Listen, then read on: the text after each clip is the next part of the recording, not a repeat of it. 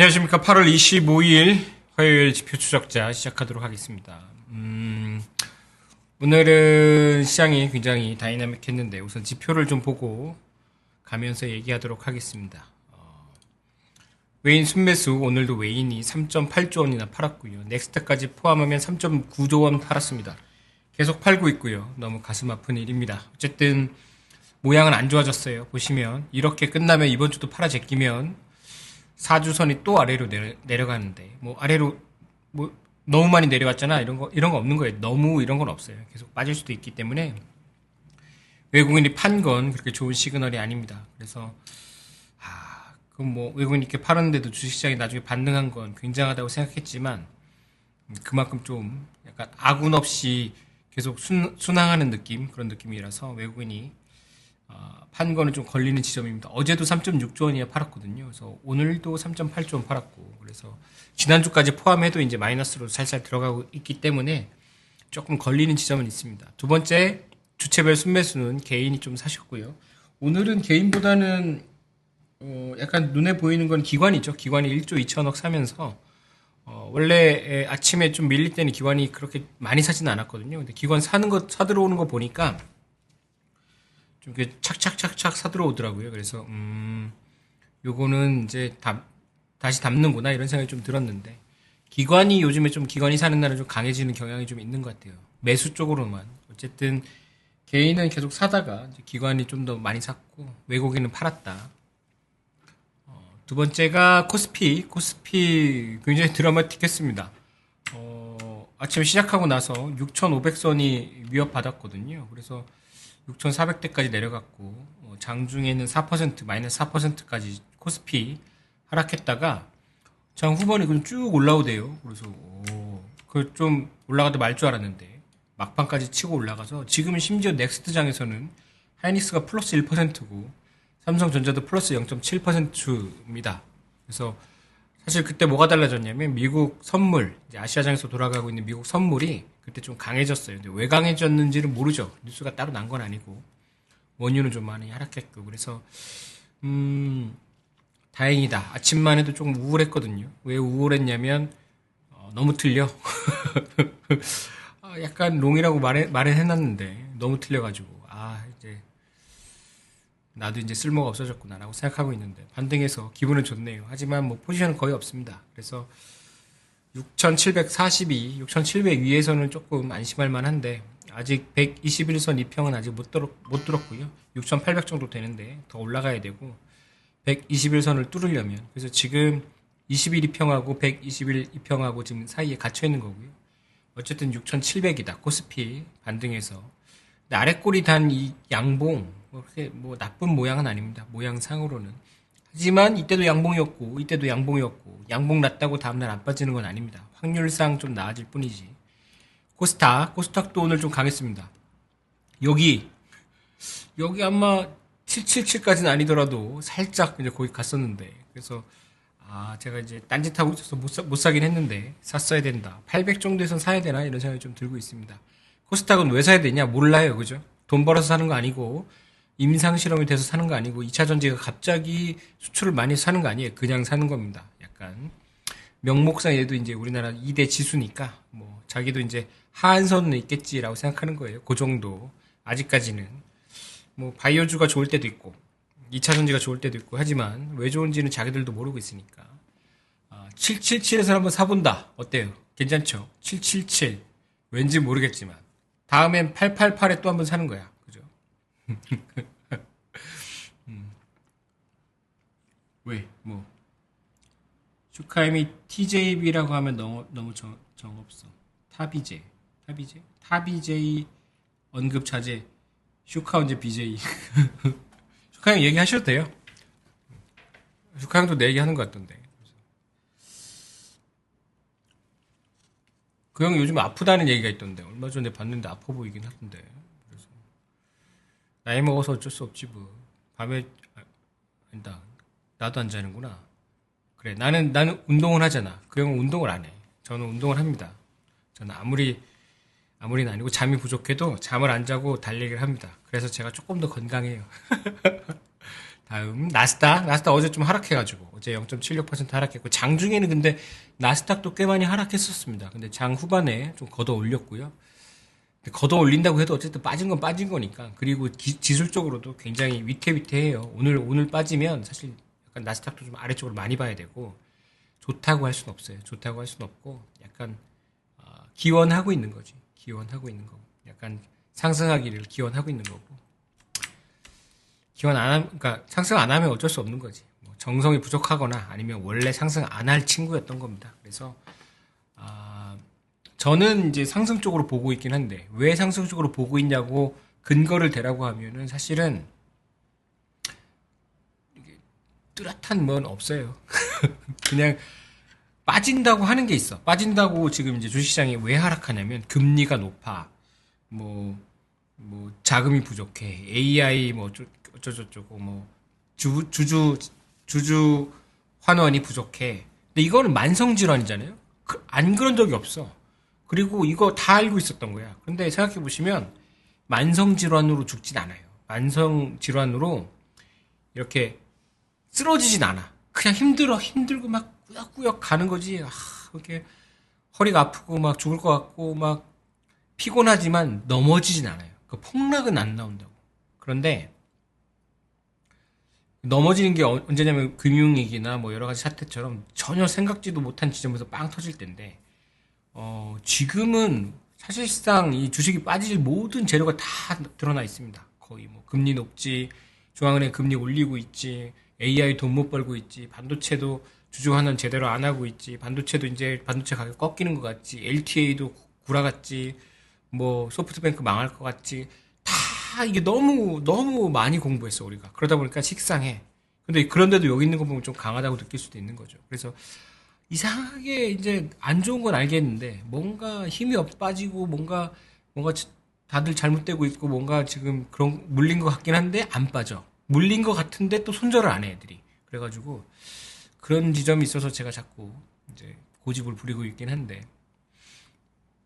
좀 보시죠. 오늘 같은 날도 있잖아요. 오늘 아침에 이제 도대체 안 되겠다. 도저히 안 되겠다고 팔았으면 좀 아깝잖아요. 그래서 관망을 좀 하시죠. 관망도 굉장히 적극적인 운용이긴 합니다. 그러니까 나스닥 어제 빠졌고 오늘 되게 중요하다 기술적으로. 사실 오늘 빠져도 오늘까지는 좀 봐줄만 해요. 근데 주 후반까지 금요일까지 빠지면 이제 주봉으로도 굉장히 안 좋아져서 나스닥은 25,980인데 26,000이라고 기억하시면 될 것 같습니다. 26,000이고 코스닥은 820, 830, 코스피는 6,700 숫자가 되게 중요한데 저는 약간 숫자를 잘 기억하지 못하는 쪽에 가까운데 저는 이제 도형이나 그런 건 서사는 잘 기억하는데 숫자를 콕 찍어서 잘 기억을 잘 못해요.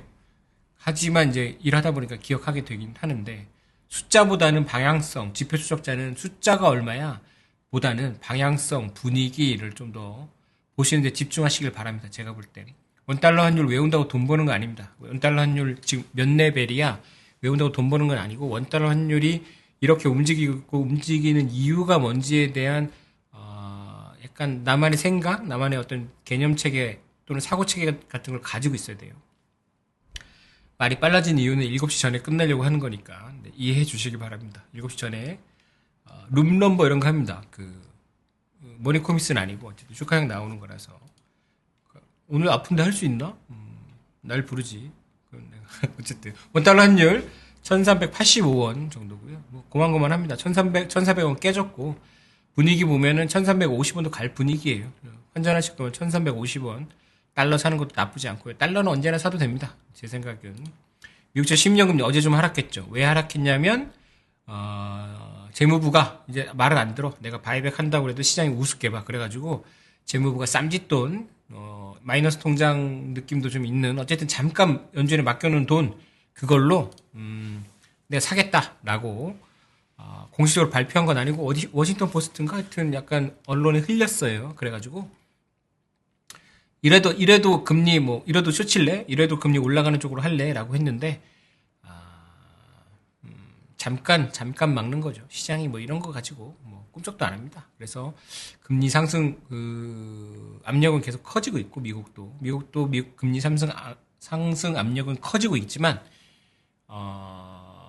뭐랄까 막으려고 열심히 노력하고 있다. 그리고 여기서 한번 걸려주는 분위기도 있어서 간헐적으로 이렇게 조금만 하락해도 주식시장이 반응하는 그런 시장입니다. 지금이 3년 국채, 우리나라 국채 3년 만기 국채금리 조금 하락해서 3.83인데 별로 신경도 안 쓰이죠. 내일 모레 금통이 있습니다. 내일 모레 목요일에 금통이라고 우리나라 금융시장에서 기준금리 결정하는 회의인데 거기서 인상 가능성은 꽤 높습니다. 그래서 목요일부터 우리나라 좀 봐야 되고 WTI 선물 하락했어요. 82달러. 왜 하락한지는 잘 모르겠습니다. 뭐 뉴스가 있었나?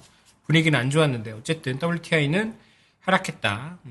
아마 이란 전쟁이 어제 이제 베센트가 발표한다고 한 이란에 대한 경제 제재가 두리뭉실했죠. 두리뭉실하고 그렇게 아프지 않았어요. 그래서 그렇게 뭐 심하진 않나라는 분위기도 좀 있었고 원유는 이제 만기 지났나? 어쨌든 근처라서 WTI는 좀 하락 압력이 좀 있는 상황입니다. 그래서 WTI는 82달러고요. 목 아파. 좀 천천히 하겠습니다. 삼성전자는 25만 7,500원. 25만 7,000원. 어제가 25만 7천, 얘도 7,000원이었는데. 예. 하나도 안 변했습니다. 등락을 거듭하다가 삼성전자도 한 4%, 3% 정도 하락하다가 반등해서 이렇게 빨간색으로 끝났고 21일평 위에 있고 121선 위에 있어. 어쨌든 위에 있는데 뭐 어떡할 거야, 그죠? 그래서 의지가 좀 있다라는 생각입니다. 근데 개인하고 기관이 사서 올린 거라서 조금 약간 이 가격에 대한 밸리드 신뢰는 없지만 어쨌든 뭐 하루하루 이렇게 버티다 보면 기술적으로 갑자기 롱재료가 붙었을 때 쫙 날아갈 수도 있겠죠. 어쨌든 삼성전자가 25만 7천원, 하이닉스는 그러면 160만 원대군요. 160만 7,800, 167만 8천원, 167만 8천원이고 하이닉스도 장중에 많이 빠졌었죠. 그 노조가 노사 합의안을 좀 거부했다라고 해서 좀 빠지긴 했었는데 장 후반에 많이 이제 반등했고 지금 넥스트장에서는 오히려 더 삼성전자보다 상승하고 있네요. 그래서 이제는 삼성전자나 하이닉스나 차트적으로 똑같습니다. 기술적으로는 거의 똑같고 이제는 그냥 사람들이 어떤 걸 더 선호하느냐의 문제가 됐고 그래서 뭐 삼성전자 살까요? 하이닉스 살까요? 이런 질문이 이제 무의미합니다.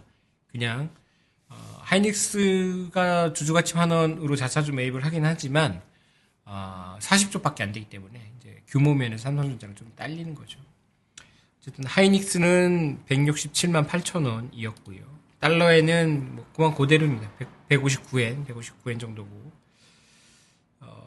여기 159엔, 158엔 사이에 있어요. 달러에는 아직 개입은 없었고 그리고 오라클 어제 종가는 좀 하락했고 지금 이제 프리장에서 좀 상승하고 있는데 오라클 계속 보는 이유는 오픈 AI 진영에 대한 시장의 어떤 생각 또는 약간 여길 통해서 진실이 흘러나올 것 같아서 그렇습니다. 약간 오라클은 이제 꽂아놓은 거지. 오픈 AI라는 잘 안 보이는 비상장 회사에 꽂아놓은 약간 서마미터 같은 거예요. 온도계 같은 그런 느낌이 좀 있습니다. 그래서 오라클 봤는데 급락은 안 하고 있으니까 좀 그나마 미국 시장이 좀 버틸 수도 있겠다라고 추정하는 거예요. 요거 보고서 30년 만기 일본 국채 금리 4.05고요. 조금 하락했지만 큰 의미는 없습니다. 4.05.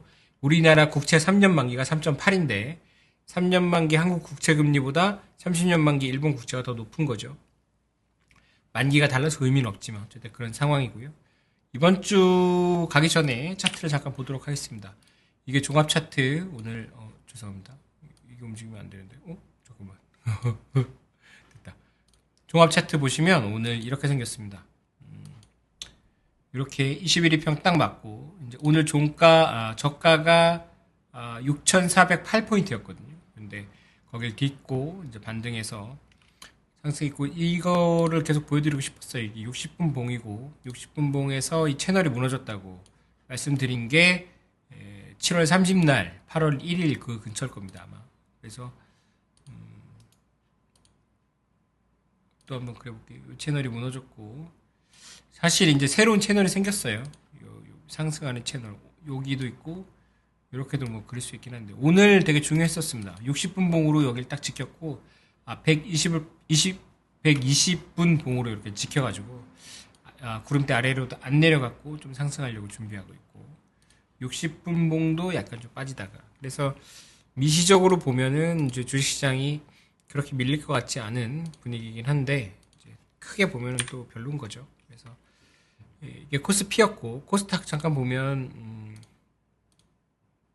코스닥도 나쁘지 않죠. 그죠? 내일쯤 반등할 수 있는 분위기 거의 비슷하죠. 코스닥이랑 코스피 종합이랑. 그래서 밸류에이션 때문만은 아닌 것 같고 제가 볼 때는 뭔가 이제 CTA나 이런 그 퀀트나 이제 스케일퍼들도 뭐이 정도면 뭐 이쪽으로 봐야 되는 거 아니냐 이런 분위기가 좀 있긴 합니다. 그래서 코스피 이렇게 봤고 현대차 오늘도 거의 빠진 거나 다름없고 삼성전자 차트 잠깐 볼까요?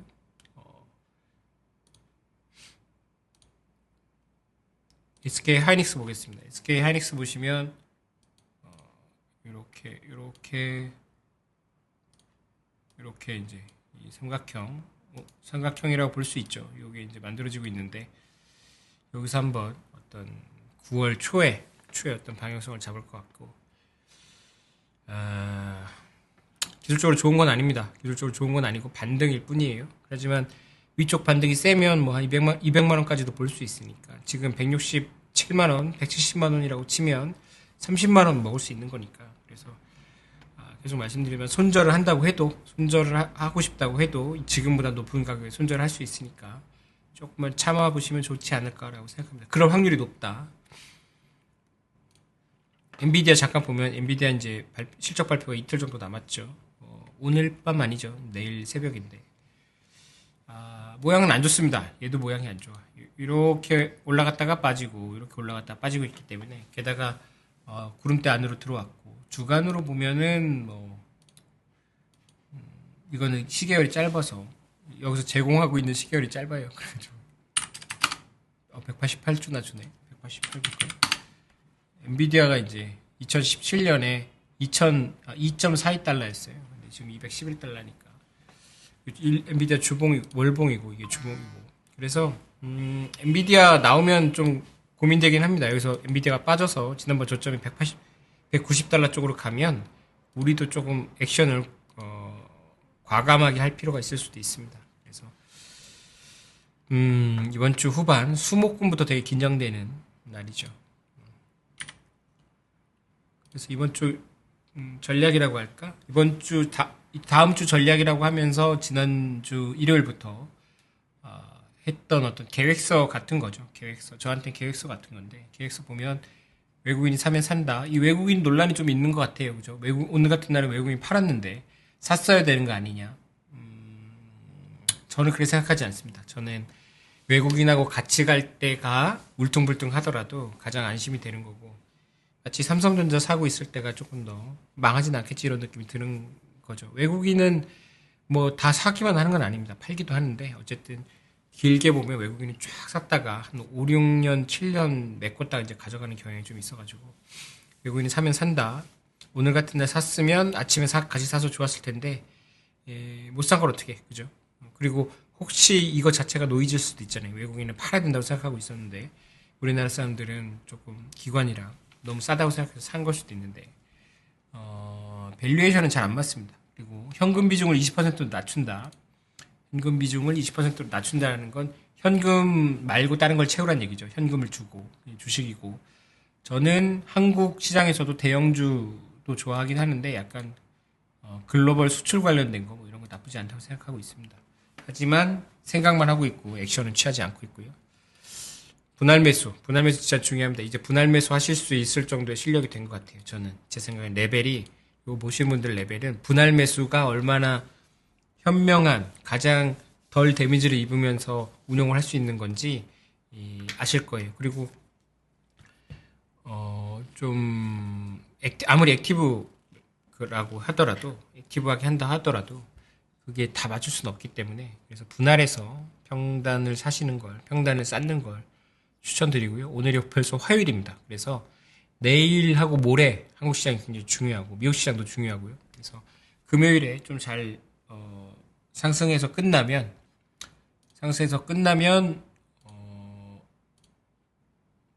코스피가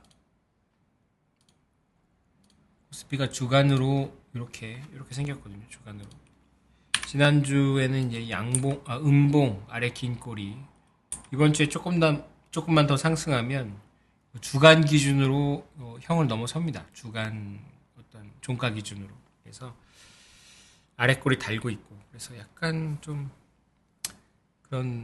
그럴 수도 있겠다라고 생각하고 있습니다.